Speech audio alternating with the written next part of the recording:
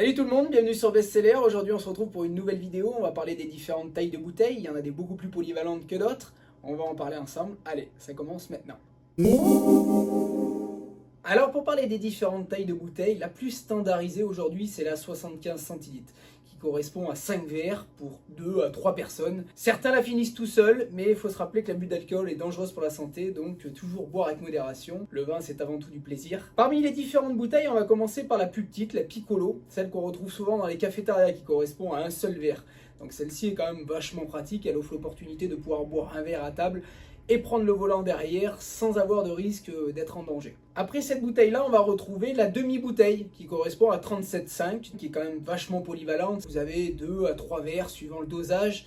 Ensuite, nous arrivons sur la 75 centilitres que tout le monde connaît. Au-dessus de ça, on va trouver la Magnum en 1,5 litre. Alors moi, je vois aujourd'hui au magasin, la Magnum est quand même relativement polyvalente parce que c'est près de 10% des ventes.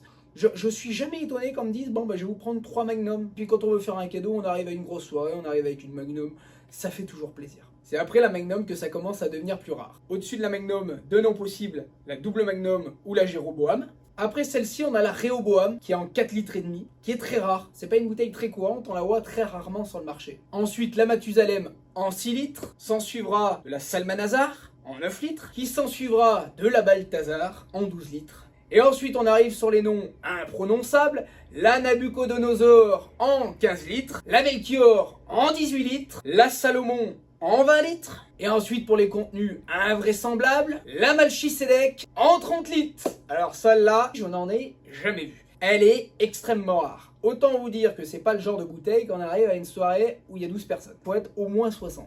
L'idéal. C'est le genre de bouteille, il faut une charrette pour la verser. Et cette bouteille-là, on a très peu de chances de la revoir parce qu'elle est très rare. Et voici une Mathusalem en 6 litres. Pour la petite anecdote, cette bouteille-là, j'en ai vendu 3 pour un mariage l'année dernière. Quand la même personne est repassée au magasin, je lui dis ça s'est bien passé. Il m'a dit non. Et c'était juste un enfer à servir. Il m'a dit on aurait dû s'équiper de carafes, remplir les carafes, les mettre sur les tables. Mais ça, effectivement, c'est des bouteilles énormes au niveau flambe, c'est très bien.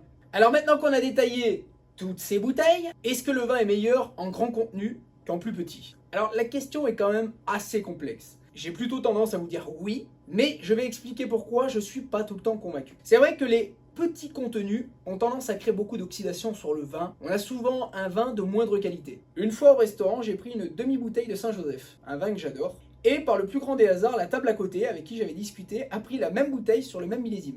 Et c'est vrai qu'en demi-bouteille, mon vin n'était pas extraordinaire. Eux, ils l'avaient pris en 75 et ils m'ont dit est-ce que vous voulez goûter pour comparer? Et effectivement, en goûtant, je me suis aperçu que leur vin était bien meilleur. En petite bouteille, le vin va être beaucoup plus fermé, beaucoup moins évolué. Et j'ai pu constater qu'entre la 37,5 et la 75, il y a une vraie différence de goût.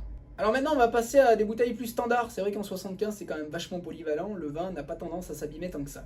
C'est surtout dans le temps qu'on va vraiment voir une différence. Sur des bouteilles en magnum ou en double magnum, le processus de conservation va être beaucoup plus lent, beaucoup plus homogène, bien mieux équilibré.